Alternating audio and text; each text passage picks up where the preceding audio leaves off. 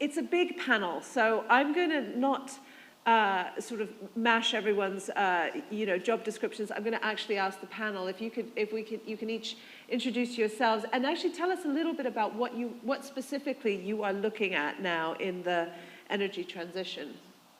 Yes. So, Luca Maija Rossi, and I lead and I'm building the corporate venturing arm for Baker Hughes. And of course, being a technology provider as a nature, we are looking at investing in technology that are enabled for the energy transition. The topic that we are looking at are quite traditional at the level you can say. We are looking at CCUS, we are looking at hydrogen, we are looking at energy storage, all the foundation. But we are also trying to explore if you have a play in nuclear or even some waste-to-X application that can improve the circular economy. As a company, we are starting to pivot a little bit our investment in a significant way from last year into this space. Coming from a kind of oil and gas, oil field services background, we are trying to change and move it into a more sustainable technology setup. Okay. And then, Irina, you come from the steel background. Indeed, you're right, Maija. So, good afternoon, everyone. A pleasure to be here. Like Maija said, I'm with a steel background, so I run XCarb Innovation Fund. That's the innovation fund of ArcelorMittal. And the objective is really to identify potentially game-changing technologies and companies that can help us to produce steel in the most sustainable, decarbonized way. And also, similar to Baker Hughes, we're looking at hydrogen, we're looking at CCUS. We're also taking a deep dive into nuclear and SMR. We've launched the fund last year in March. Since the launch, we made 5 investments, and we actually committed around $180 million to the companies that we invested in. So that's was quite active year, I say, and also more exciting companies in the pipeline.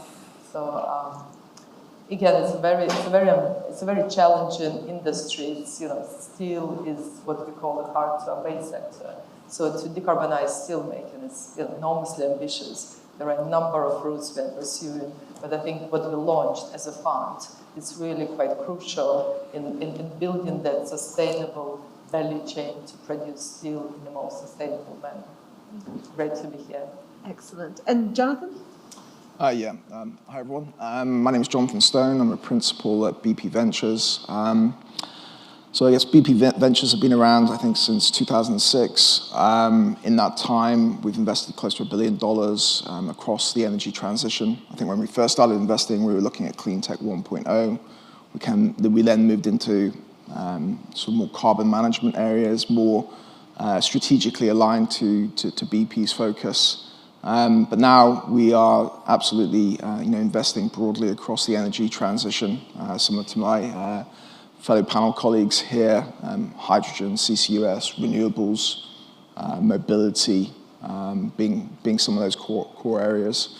And in that time we've learned a lot. We've invested with probably about 250 different co-investors, and we're trying to make a material difference to the startups that we are investing in. We're trying to help them with their journey and accelerate them, coming to deliver commercial products. That's BP Ventures. Okay, it sounds like everyone is doing sort of looking at quite similar things. We'll dive into some of the differences later, but let's carry on with introductions. Claudio. So good afternoon. A pleasure to be here with you today. I'm from ABB Technology Ventures, where I serve as an investment principal. So we are looking similar things. We are looking at hydrogen probably on the extremely large-scale production side. Obviously, we have an offering that matches very well in the high-power rectifier, so that's something that we are looking at. The context that we live today basically also allows us to look back into the, let's say, less sexy topics like next-generation geothermal or even nuclear. Transmutation is something that we are evaluating, so I'm very happy that Mr. Lee is up next, from the WNA to talk about bit nuclear. So ABB Technology Ventures has been around since 2009, 2010. We have deployed around 150 million in capital in a range of industries. So again, happy to be here. Thanks, Claudio. And last but not least, Alfonso. Hi, everyone. It's a pleasure to be here. I'm Alfonso Sessa. I'm part of the ENGIE New Venture. I'm acting as finance manager. ENGIE New Venture is the corporate venture capital of ENGIE, the French utility gas and power. And we are active since 2015. We made more than 30 investments alongside, and with currently 25 active. Let's say we invest in all the strategy following the group rules, mainly starting from the small scale hydrogen, but going up to the large scale O&M maintenance on wind and solar farm in order to optimize throughout software and hardware. Today, what we are looking at, we are trying to bring new fresh air of digital into the energy world throughout possible investment in digital twin. And I cover almost all the said sector we discussed it before. So let's start with a quick question that's almost suggested itself as you've all introduced the areas that you're interested in, because I heard a lot about hydrogen and even some sort of new nuclear, but what about, the traditional kind of renewables, wind, solar, and that kind of thing, is that sort of not something that is in focus anymore at all? Because it's maybe not relevant. Perhaps it's a bit difficult for steel, for example.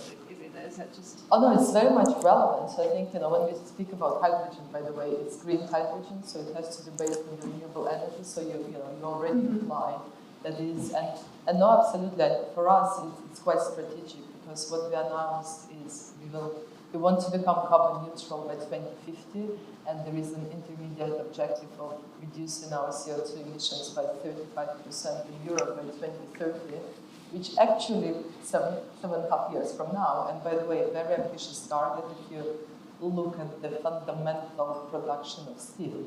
But that implies us switching to renewable energy and increasing our renewable energy consumption a number of times. And then coupled with that, green hydrogen that actually increases the overall renewable energy needed to decarbonize steel quite significantly. I think that I was looking at the numbers. I think one number I saw is that if we were to transition the whole industry, the whole steel industry in Europe to green hydrogen, we would require around 500 terawatt-hour renewable energy, which is an equivalent of 150 to 200 gigawatts of wind energy, renewable energy, which is an equivalent of all wind energy in Europe today. And a lot of water. Sorry? And a lot of water.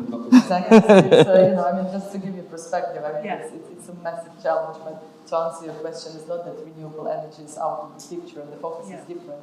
This is, fundamental. You have to get. But you're nodding a lot, Luca. Is that because again, it's a sort of... I completely with it. Renewable will be key for the energy transition. Now, if you go to the investment thesis on renewable, for a company like us, which we are a technology provider, the renewable side on the technology angle, it's already kind of, let's use an extreme word, commoditized. It's difficult to create value on the technology side. There's much more value on project development and so on. So from the investment thesis, what we are looking at are the early stage technology that can supplement the renewable going through hydrogen, data capture, all this kind of stuff that will be complementary to renewable. But clearly, in everybody's mind, and in my mind, the renewable will be the center of where everything will rotate around. And the key word there is complementary. Yeah. Because, obviously, those are still very relevant, but they also pose some challenges on the grid, for example, this intermittency. That's where we have to look as well. Well, we need actually significant base load power generation. And this is why we now are looking at next generation geothermal, which has its challenges, obviously, or nuclear as well. So this is something that I would say is complementing the first wave of renewables. And does that sort of, is the mix similar for you, Jonathan? I get the comments around renewable power being commoditized, but I kind of disagree. I still think there's a space for innovation there. because I think we need to ask ourselves how we can differentiate against the competition. So I do think there's some really exciting opportunities out there for us to venture into early stage companies. It's maybe a little bit less obvious though. I think the other thing I would say, completely agree with your comments around green hydrogen. If you want to win in hydrogen, you need to have the lowest production costs. And how do you get the lowest production costs? You need really, really low solar and wind prices, basically. So that's going to be key to green hydrogen economy going forward. And interesting. And then, again, Alfonso, what about, how does ENGIE think about this? Because obviously, I think when we were talking just before this, in France, it's kind of EDF that's doing a lot of the nuclear stuff. So, again, does that mean you focus more on sort of other parts of the... Well, I think we should focus more on solar, wind, what you said, with the high of hydrogen, of course, for the long-term view. But today, I think what is the missing point on the solar and wind side is more on the software and digital solution that can bring data collection or why not AI or machine learning to analyze and to produce more reports in order to optimize the outcome from the local wind or solar farm. Other than that, do not forget about storage. I think we always need storage solution in order to bring base load at best and also to balance the grid. Those are the things that must be enhanced on the daily basis with an eye, of course, for the future and what we have the hydrogen for large scale. Yeah, storage is the big one. I mean, are you seeing anything that you think is kind of going to crack it? Because for me, at the moment, a lot of it is focused around, big battery storage stations. But are you seeing anything more creative out there? Yeah, I can say second life batteries today. It's something that we really look at it. Okay, probably we invested quite early in a startup. We invested almost 7 years ago. Probably it's a market that will evolve in 5, when all the OEM automakers will have, hopefully, a large fleet of batteries to be distributed on the market. I think we start to see a kind of life cycle of the batteries. So the first at automotive, then trying to be helped as battery backup for big plants, and then go to the recycle. Yeah. And also, I mean, one thing is taking care of them, how to reuse these batteries, but also we have to think as well, how can we not use more batteries, right? And this is where we have to push ourselves and consider, for example, next generation geothermal that could provide that base load that somehow is, preventing that we use much more batteries, and also the whole supply chain behind it, right? That's also quite intensive in terms of mining, for example. Maybe I can add as well. I think from steelmaking perspective, of course, we are focused on the long duration, low-cost energy storage. And to your question about creativity, I've seen a number of creative startups. I mean, of course, it's all early stages, but we've seen storage which is based on gravity storage or heat storage. So there are all sorts of different startups that we are now evaluating in the long duration energy storage. One that we are invested, and I'm quite excited about, is the company that developed the prototype based on DRI, which is direct reduced iron, and something we really understand and something we really know. And that solution provides long duration storage, so more than 100 hours. And it's, of course, much lower cost because you don't need lithium, you don't need nickel, you don't need cobalt. Because another thing about storage is all these rare earth minerals, which actually adds to the cost, right? So, there are so many challenges. It's not just one solution. But, to get to the lowest cost of green hydrogen, I think we really need to build this puzzle and coming up with the most optimal ways to minimize the cost. So, and Luca, anything really exciting? No, we are also looking at long duration, and I see a lot of interesting stuff there. For instance, the metal layer batteries are very interesting. I think if you look at the academic number, they may change the complete storage world. And there are a lot of startups and a lot of activities that are very creative on that. Again, likewise, Renewable, we decided not to work a lot on the batteries because it's a crowded space. So the long duration is something that's a bit more less explored. So our investment thesis is keener, but again, the batteries will have a big role in this thing. Okay, so I'm glad you mentioned the crowded space thing, because this leads neatly to my next question, which is kind of for everyone. I mean, one of the problems of working in a hot space is that, the deals are just insanely priced. The price of any clean tech startup now is insane. So does it still make sense? Are you still getting in on the deals that you want to? How do you kind of navigate that? Throwing it open. Who wants to go first? I'll go first. I think if you look at the market, well, so if you were looking last year, say versus 2020, and you're looking at, say, a Series A, Series B raise, the amount of capital that would come in for that fundraise was probably twice what it was the previous year. So large valuations, a lot of money coming in, very competitive space. I think right now, what do we have? We probably have a bit of a headwind.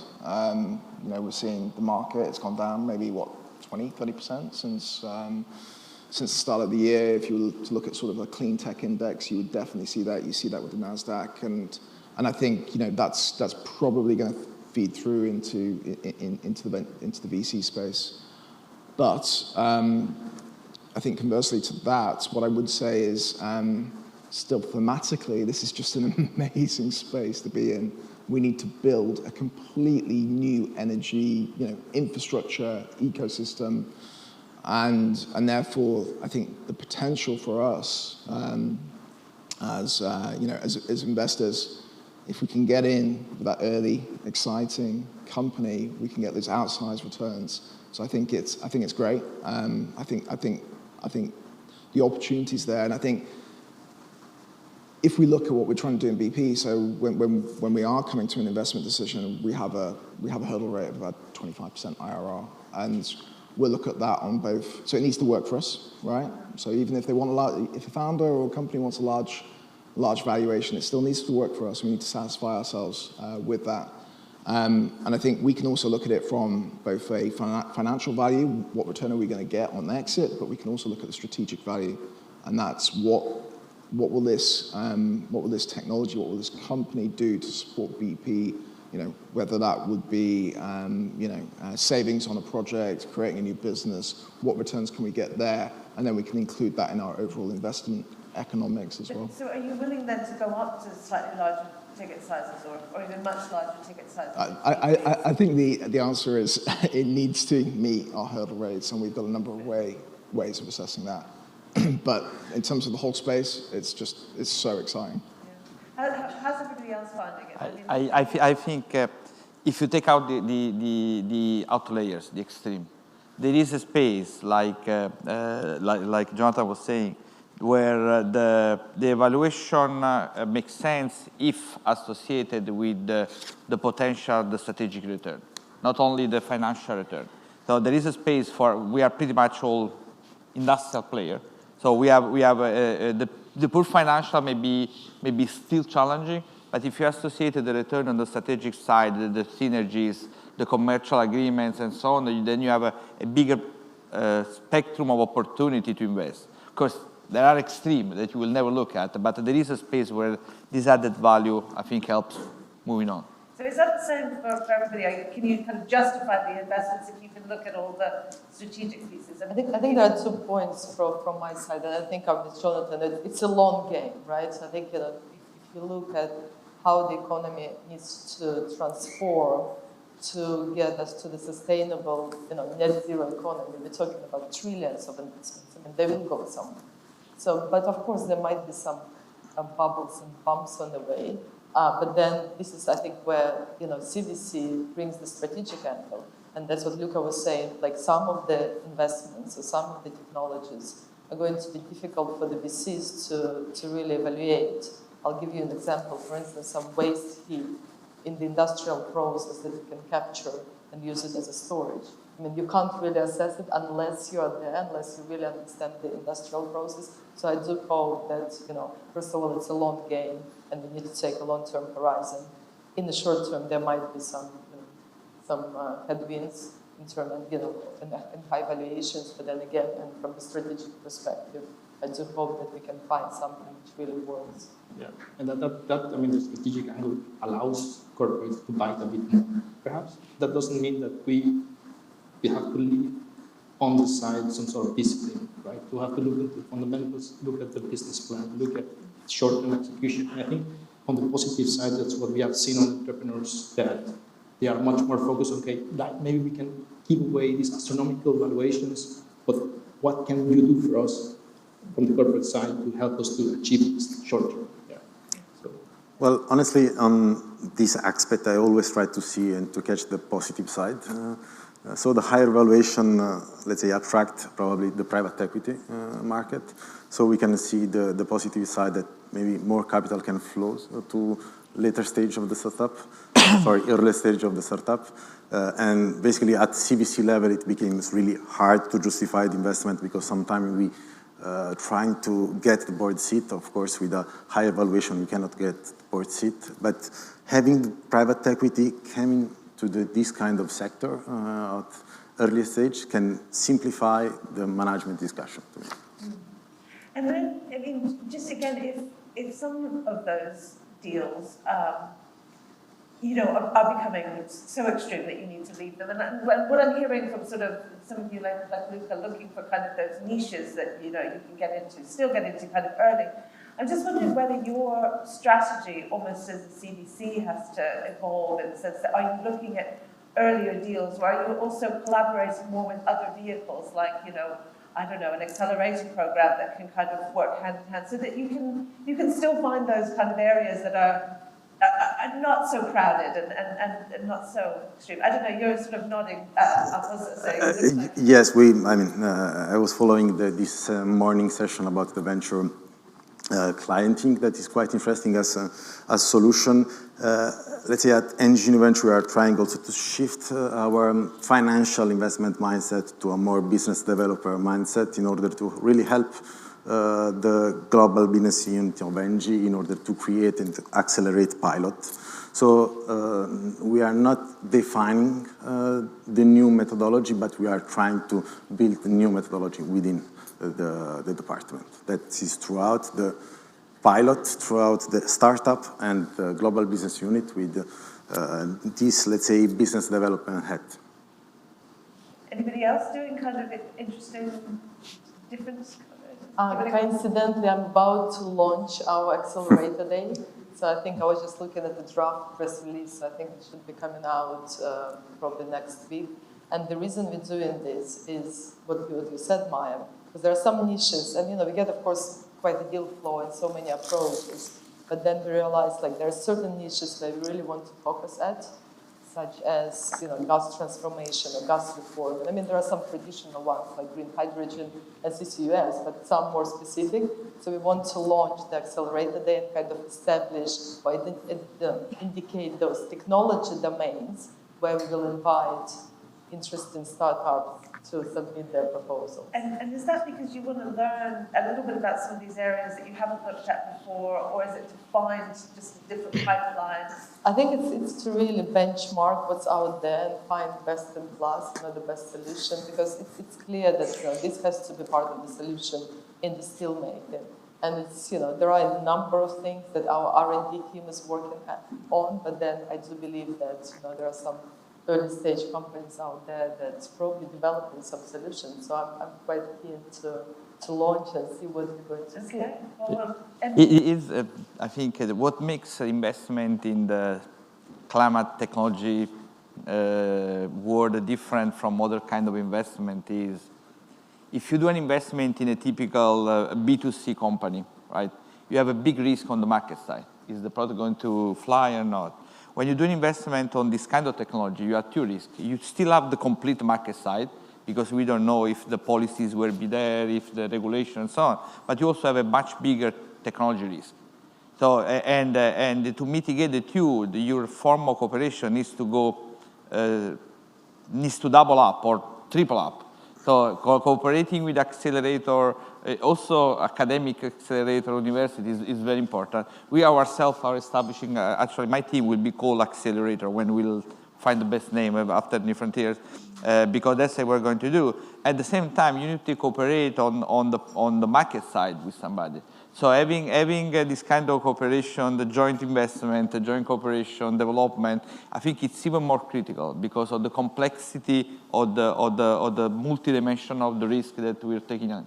So, but an accelerator rather than maybe the venture client model, or a bit of both, or? Both. I think because I think we are, of course, coming from the industrial side, we have a lot of, I think, on capability to help also on accelerated technology without, of course, getting involved much. But there are those capabilities available, and if you can play them with your investment, then it's really a good common effort. Yeah. What about BP?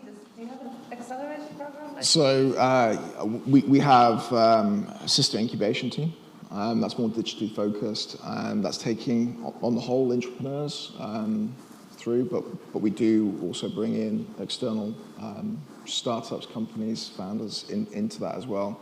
I mean, I think it's a long game, of course. We also, BP Ventures, we also sponsor Net Zero Technology Center, Carbon 13, based out of Cambridge, and Third Derivative in the US. And you really do see some exciting opportunities coming through. Again, obviously, much earlier stage, and I think we say we're stage agnostic, but I think we also need to recognise that it does take a lot of work with those earlier stage companies. Yeah, to take something straight out of university to become a client of BP is it's going to be tricky, right? Or an investable proposition. Yeah. But you've got, I guess, eyes and ears at least on the ground then in some of those kind of challenges in the university setting. And at the end of it, I also enjoy it. It's a lot of fun, engaging. It's a privilege to kind of be part of that. So yeah. And what about BP? Do you run any kind of venture financing or accelerators or? Well, the situation in ABB is we have a quite decentralized operating model, right? But we do have like a startup accelerator in Sweden. We have Synergy, so our colleagues in Sweden are basically brokering this kind of relationship between the startups and our business organization. But we also have initiatives within business areas that are a bit more, let's say, visionary. We have Motion Business Factory looking at entrepreneurship. We have EL Ventures also on the venture side, on the electrification business area. So we have an ecosystem somehow in a decentralized world, but we do have a bit of different kind of vehicles. And then just to kind of dive a little bit into the practicalities of actually getting these. I mean, it's one thing to find the deal flow, it's to get the deal, to have the relationship with the startup, but then actually kind of getting that startup to the point you need it to be at to start making a difference. This is the kind of crucial part of the work that you guys do. So I would love to know kind of what do you find kind of the big problem, the bottleneck with the startups that you're working with? What's the kind of thing? Is it that we've talked a little bit about the kind of difficulties of just scaling something up to that point where you're able to produce maybe enough hydrogen to really begin to supply industry, or are there other things that I guess if you think about your portfolio and the renewables or energy transition startups that you're working with, what's kind of keeping you awake and keeping the CEO of those startups awake that you're trying to solve? I don't know. So maybe starting with you, Alfonso, I'll give everybody. Well, you mean at the level of a corporate? No, just I guess the startup corporate partnership, because once you've made the investment and you're trying to have the strategic relationship with them, where is where are the sort of friction points? Is it this? They're so small still that you really just try to help them kind of grow up a little bit, or? No, I think it's more a part of the big dream that all the founders would like to achieve. They would like to scale up one day or another, and they see at the corporate as let's say the possibility to exceed this dream one day or another. And we always trying to help them to scale up throughout real and concrete pilots. That's, I think, the best way to move forward. Let's say incentivize them to show the market and to show where the business is. Yeah, it's just trying to figure out how do you what makes a successful pilot? Like Claudio, when you're brokering that relationship with a business unit and a really promising startup that you kind of discovered and have the relationship with, what typically might go wrong then when they're trying to build that pilot, or what are the sticking points? Many things can go wrong, but it's also good that these things go wrong, so you know that probably not go in that direction, or people in the wrong direction. But when you do have a successful case, it's important that that's where we come up from the investment side. How can we help the startups just get capital, but continue the collaboration? So this corporate venture client model is also quite interesting for us to explore, to have somehow close this loop, because this is the way you can protect your investment, right? Give revenue to these companies, give market credibility, help them to gain much more customers. And Jonathan, are you kind of also? I mean, I think this is quite a broad area to kind of discuss. A couple of things are kind of jumping into my mind. Firstly, when we're getting deal flow from, when we're looking for deal flow, we talked about accelerators and incubators and co-investors, but actually where we get often some of our best deal flows coming internally and from our own internal network, and therefore when you're starting to get that and you're getting the sponsorship, that can really ease on the friction. I think the other thing is when you're kind of talking to any startup, one of the first questions I always ask is, what do you want from an investor? What are you looking for? And hopefully it's not just finance when they're coming to us. Quite clearly, is it that pilot opportunity? I do think some of the challenges, on hydrogen and these sort of large mega projects that we're kind of talking about is they're really long wavelength projects. If you're looking at a 2030 project, they're making decisions for that right now. So if you've got a pre-commercial technology, how do you wrap that? How do you wrap that into that bigger picture, that bigger project? There's a number of different ways to look at it. One would be, quite clearly having a carve out. So let's say it's a 100 megawatt or a gigawatt solar project. Could you have a 10 megawatt carve out for, to experiment, to innovate? And likewise in the hydrogen space. And then I guess some other things that I have seen is where actually in BP are actually providing services into that startup, and that can also help reduce friction. I haven't seen that so. I've only seen that on one or two of our portfolio companies. It's not common, but it's an interesting model as well. Actually, it's a nice idea that if you've got a really large mega project, that you can kind of put a little sandbox almost in that for that was earmarked for trying out some of the new technologies. That's I wonder whether others are doing that. But Irina, talk about what's the friction point with them. I think I'll mention 2 points. One is around culture, because it's a different culture, right? We are a huge corporation, and then we have a startup. And of course, we praise ourselves, we can be super fast and agile, but nevertheless, you're a big corporate. And it's a different speed and a different culture. And there are certain things that, of course, and I'm not saying that one should change. I think startups should have their agile and fast and, entrepreneurial approach, and corporates just can't become, motorboats. They're still huge boats, right? So there is a difference. So I think that's one. And that kind of translates into certain relationship, certain, not friction points, but I'll give you an example. If we're discussing some agreement, I send my markup and then I get it back next day from the startup, and then a month later I send it back, right? So I'm not kind of criticizing anyone, but it just comes with the territory, right? I have to get my IP person reviews, I have to get my R&D person reviews, just to make sure that it really, that we are comfortable with the language of various perspectives, whereas for the startup it's kind of quite straightforward most of the time.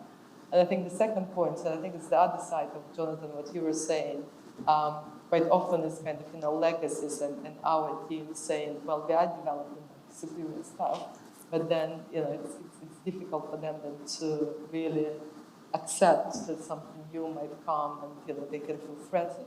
So that can also be a friction. How do you really make sure that you have the path to deployment and an ownership? Maybe one option is the carve-out, but you really need to have an owner who can look at this technology and make sure there is deployment and pilot plans. I think that's a great point around people feeling threatened in the mothership, because the innovation that can come through can literally remove their job altogether. Yeah, not only are they It's the kind of not invented here syndrome plus. You know, Completely, yeah. Are you going to eat my lunch? You know, so. But these But concepts are excellent due diligence pathways, right? Because then you have success, you have already involved the business within, so it's very easy to transition to an investment. Yeah. So I think that. yeah, the other thing, the corporate culture, for sure, it's a problem. For everything you say, the plus, of course, the longer-term vision that we have to apply to this investment, which is not normal in corporate. You know, corporate are quarterly driven at a different pace. I would add one thing on what I noticed, and it's a bit of a concern on my portfolio in general. In this, let's call it deep tech space, no, it's sometimes you find extreme. There are companies that are funded out of academics. They have a very strong technical background, but not very strong commercial attitude. Or there are companies in the same space where you have a strong commercial leader, founder, but the technology development, it's not as rigorous. So, and these extremes are where the concerns are.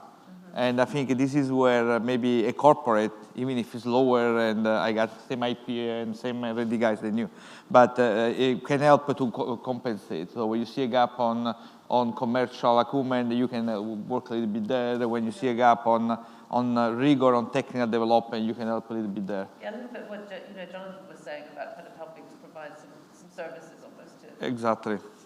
Now, and maybe just final point to add on, you asked what keeps me up at night, and I was recently at the round table, and there was one of the participants was saying, I don't believe in CVCs really being disruptive. They can maybe disrupt somewhat, but it's not going to be disruption of an extent. Like look at a lot of examples. Look at automotive industry, all these car manufacturers, they had all sorts of, EV proposals, even before Tesla, and some of them could have invested in Tesla. And yet, all of the innovation, all of the disruption happened somewhere else. And he was giving another example of the pharmaceuticals. And it kind of made me think. I was, of course, trying, I was getting defensive. I'm like, no, we're so strategic. But then it makes you think, right? Like, how do you make sure you're actually not going to get disrupted? And, of course, we are huge capital-intensive industry, and therefore, we feel that we really have this strategic advantage. But nevertheless, you can't really, if you look at those examples, it's definitely food for thought. Yeah. Now, we've only got a few minutes left, so I'm going to put everybody on the spot for a final question. I'll start this way, so I'll give, because I've picked on Alfonso first for a few ones. So you can't say, oh, it's a mix of everything, because we all know that the energy transition future is a mix of everything. But if you have to pick one technology that you're particularly excited about, or that you think is new and hasn't been thought about enough, but is the thing that has sparked your imagination, and you think this kind of is going to be more crucial than people realize. I'm a little bit biased towards my last investment, but I think direct air capture will play a bigger role than everybody's expecting. So, direct air capture. Okay. You might have to explain. But if you suck the carbon out of the air. It's the only negative technology to remove for CO2 absorption. Oh, okay. So just moving. Okay, Irina. I'll talk about circularity. So waste to anything, recycling waste to carbon to anything, carbon to fuels, carbon to chemicals. So really finding this circular model. Because you can talk about hydrogen, it's all fundamentally new, but we have so much to build with. So how can we recycle or transform some of the waste into energy? So taking the carbon out and then doing something with the carbon afterwards. Exactly. Okay, Jonathan? I guess I've seen some crazy ideas out there, but won't comment on that. I think we were talking earlier, but that's something that does excite me, maybe because I'm a subsurface person. My background would be geothermal. I like that because it's high base load and it's small surface footprint as well. And I think it's not just about kind of applying that in places like Japan and Indonesia, and it's the technology is out there to kind of apply it across the globe as well. Excited. We haven't spoken that much about geothermal, but that's good. I'm definitely second that. I mean, it's really worth to look again into this next generation of geothermal. You have mentioned the baseload element, but also the oil and gas companies have the technical skills that can be ported at. The drilling companies can also port that. Yeah. So That's one. Give it a second would be, I think it's worth to explore still is transmutation, nuclear transmutation. I think because that also has two sides, right? You can take the waste of nuclear to, let's say, burn it in a way, and then also generate energy. Both of them are not absent of challenges, but I think they are worth to be looked at again, given the context we are living in today. Yeah, and only a few companies really looking at that yet, but so it's an area that seems to be kind of open for more exploration. Well, to me, I think we should enhance our storage capacity throughout the short term with battery and long term what Irina was saying about the thermal storage. I mean, the storage is really clue for the next coming years for us, I guess. Yeah, okay. Well, it's a good spread, and I think, you know, we did manage to mention a few things that maybe piqued people's interest. I mean, in terms of, you know, I think geothermal should be spoken more about, and yeah, the kind of nuclear comes, we didn't speak very much about nuclear, and we're going to hear a presentation about that just now, which is why we have to end. But I mean, that comes in many flavors as well. You know, it's not just about sort of generating it in a different way, but also using the byproducts. So plenty of food for future sessions, I think. But thank you so much for sharing all your thoughts and ideas with everyone. Thank you very much. Thank you. Thank you.